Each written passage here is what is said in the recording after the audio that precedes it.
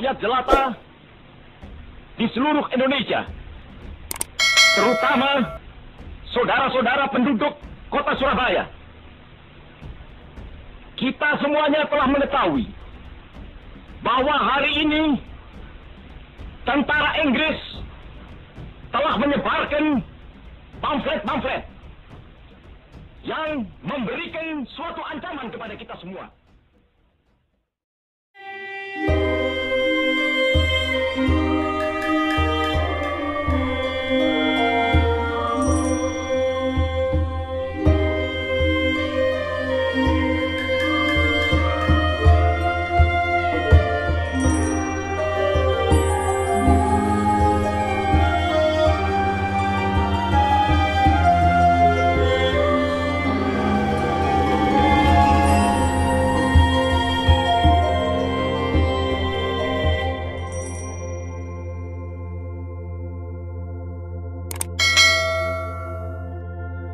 Sangatlah memprihatinkan ketika rakyat Indonesia berada dalam jajahan, dan rakyat Indonesia belum punya kesadaran untuk melawan penjajahan.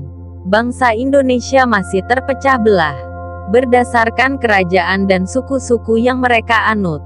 Ironisnya, kerajaan-kerajaan pun malah saling serang menyerang satu sama lain, yang kemudian kondisi tersebut pun dimanfaatkan oleh penjajah untuk menguasai kerajaan-kerajaan Indonesia baik secara politisi maupun secara militer dengan cara memecah belah, atau yang dikenal dengan dividete imperanya, yaitu politik memecah belah.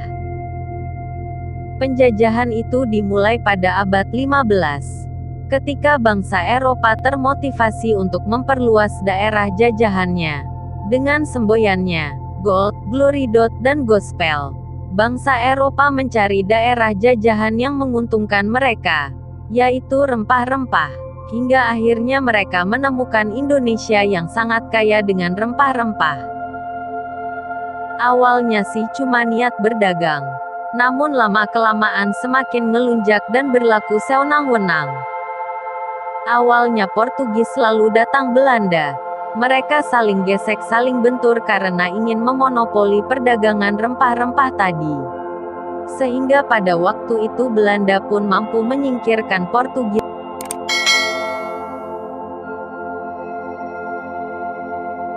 Datangnya Belanda ke Indonesia semakin menyengsarakan rakyat Indonesia pada waktu itu, karena mereka melakukan politik adu domba yang mengakibatkan kerajaan-kerajaan di Indonesia pada waktu itu berantakan dan menghancurkan tatanan masyarakat. Rakyat Indonesia sangat sengsara dan sangat menderita karena pada waktu itu adanya sistem kerja paksa untuk membangun jalan sepanjang Pulau Jawa, dan sistem bertani dengan paksa pun dilakukan oleh Belanda. Itu terjadi pada tahun 1828. Sistem ini mewajibkan rakyat Indonesia menanam tanaman yang sesuai dengan ketentuan pemerintah. Lalu hasilnya diserahkan ke pemerintah. Semakin ditekan dan disengsarakan, akhirnya rakyat Indonesia pun membuat perlawanan. Para ulama dan bangsawan pun bersatu. Namun sayangnya, perjuangan mereka belum efektif, karena dulu masih bersifat kedaerahan. Sultan Ageng Tirtayasa, Tuanku Imam Bonjol, Pangeran Diponegoro, mereka adalah sosok yang melakukan perlawanan terhadap penjajahan.